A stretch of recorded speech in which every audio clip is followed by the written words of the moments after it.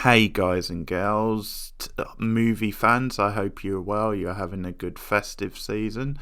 This is going to be my special non-spoiler review of The Matrix 4, Matrix Resurrections, though the new film which came out today, preview-wise anyway, long-awaited Matrix movie, sequel, and I'm going to get into it. Obviously, I'm not going to go into spoilers, although I will sort of hint at certain things. And this really is just to give my overall impressions of the film, having just come back not too long ago from the cinema and seen it.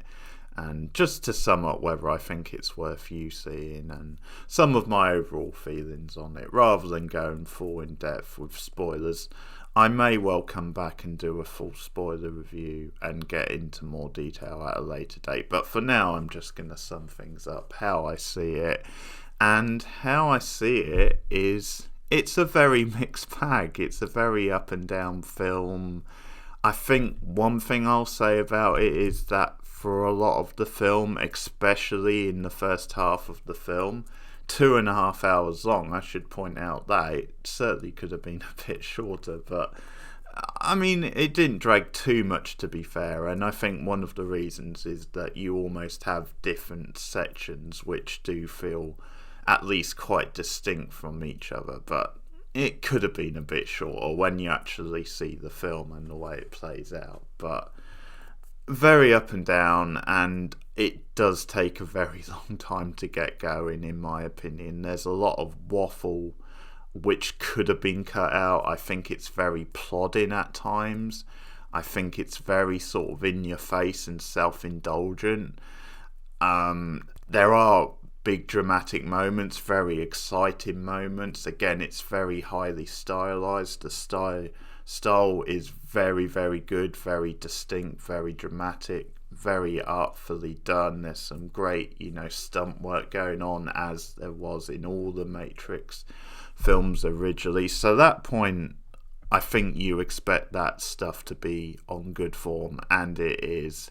It's a bit of a mixed bag when it comes to the film, the story, and the characters itself, and the pacing. And I think one of the things to say is that I'm a bit more positive than I otherwise would have been, and I think the reason for that is because it does have a very strong ending. I think it really builds momentum, like in the back half of the film, and you get a very strong ending. So I think that sort of makes up for a lot of the other problems. But just talking about some of the things I didn't like about it, it's a very meta film. I think it almost seems to be trying to be very meta and clever about the nature of like reboots and sequels, and about the fandom and the internet and how they respond to like movie sequels, or in this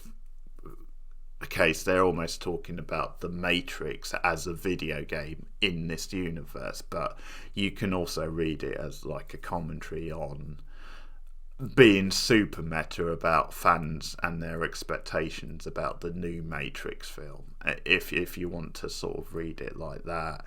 And I thought for me that the meta stuff got too much, where they just overdid it and it was overloaded, and it was almost to the point where it dragged the plot down a lot. And I think also there's just not, it doesn't feel that fresh anymore. It feels like other films have sort of done this to death anyway, and that in this case it just feels like just being clever for the sake of being clever. I guess the freshness in it is just the fact that they're putting it in a Matrix film, and it sort of fits into that world quite nicely. But I think if you go back to the original Matrix film, I think that film works so well because it's this great juicy, sci-fi premise which has these big broad themes, and it gives you like a fascinating sort of conundrum and idea at the heart of it. And it is complex, and it is, like sort of quite heavy going, obviously in a good way, but you still sort of have clarity, and it still never feels like it's talking down to the audience, or it never feels like it's just trying too hard. I mean, it does still have a very accessible sort of like feel to it. It's just that it's a great example of a really smart, stylish sort of blockbuster sci-fi.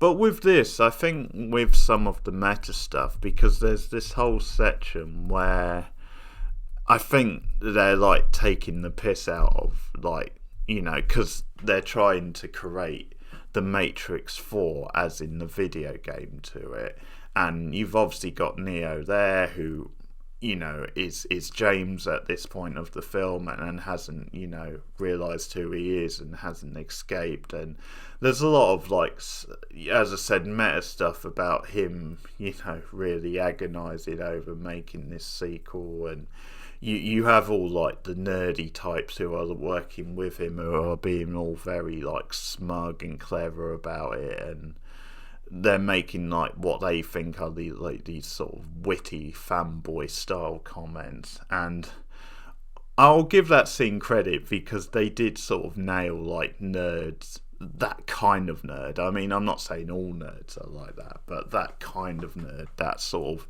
quite snooty, trying to be too clever for their own, like, good sort of nerds. It nailed them very well. I totally believe they are real people, but I just thought the film didn't need it so much, and it needed to dial some of that stuff down. I think another thing which sort of feels a bit meta as well, but which I thought was very lazy and kind of clunky, was just how much it used from the first film, how it just had these constant sort of like flashbacks and replays of the original film. And you'll have to see the film to see how they work in context of the film. I'm not going to discuss that, but I think that stuff was overdone and it felt a bit clunky. And there's just this whole thing with, like, the Lawrence Fishburne character, where he's not really in the film except for where you see flashbacks from the original films. And you do get, like, another version of his character, but I think that just feels a bit on the nose. It's almost like, well, we couldn't get Lawrence Fishburne back, really. And there's definitely examples where that stuff is done well and it adds to what's actually going on in the story. And there's some clever stuff. I just wish they hadn't done it so much, it is what I mean. So the meta stuff, I was kind of lukewarm on. I think at times it could have been a bit more fun, a bit more entertaining.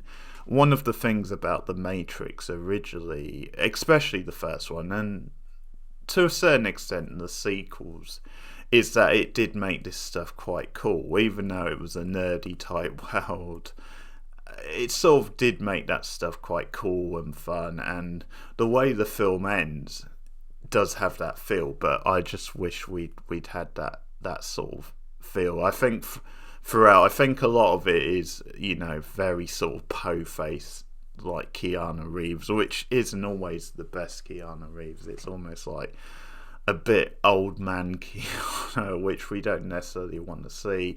CarrieAnne-Moss is very good, although the plot, when you see the film, you'll see that the plot maybe doesn't allow her to be in it that much, not like full on, but she has a couple of, like, really good moments towards the end. There's a couple of, like, punch the air moments. There's a strong supporting cast. I think some of the new characters were better than others, but the cast generally are pretty strong, and there's some nice callbacks to the first film as well. I think it does a good job of, like, tying this film to the original film, and there's definitely, like, a nice reveal with, like, one particular character.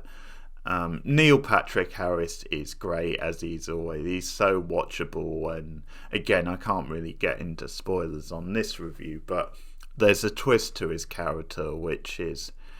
And it's the sort of thing where I was like, well, I was enjoying him anyway. But then when you see what the twist to his character, it's like, yes, That's the Neil Patrick Harris I want. That's the full blown Neil Patrick Harris experience. And again, I think it could have done with a bit more of him, but he's one of the highlights of the film, as I'm sure he is in it, because he's such a fun actor to watch, such a sort of talented, versatile actor, Neil Patrick Harris. So it was great casting. So there are some like really fun stunts, some really creative sort of scenes, and some fun ideas. I mean, it didn't get bogged down too much, but I think the pacing was very plodding at times.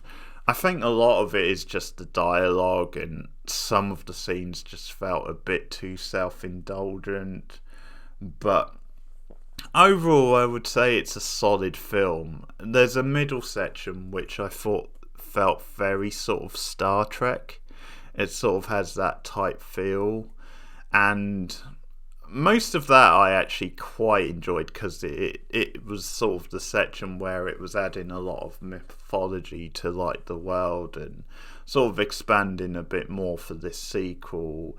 Even that though, there was certain moments of dialogue which I thought was a bit on the nose, and there were scenes that needed to be like sort of speeded up, that word dragging a bit, but it's very up and down. Overall, it's a solid film, and I think they just about justify bringing it back. It's not something you have to see, and I sort of feel maybe for Matrix fans, but Matrix fans who want an expanded universe, they'll get a lot out of the film. Overall, I'm going to go 6 out of 10. I'll go a bit higher than I was going to go. I think because it does have such a strong ending. And I will watch it again. It's just, at times it was very sort of plodding. And part of it is what you expect going into it. I think it's definitely worth a watch. I think you're going to have a solid time, especially if you're a fan of the original film. Just don't expect anything too amazing. I think it's inconsistent, but because it ends on such a strong note, I'm going to go 6 out of 10. So that's my non-spoiler thoughts on the new Matrix Matrix 4. Let me know your thoughts if you've seen it in the comments below. I mean, keep it non-spoiler just in case people haven't seen it. I may well come back with a spoiler review, get into a bit more detail a bit later, but that's just my overall thoughts having seen it tonight. So let me know what you thought of the new Matrix film. Like and subscribe, share me out on social media, and you can also support me on patreon.com/boardnow. Thanks guys, see you next time.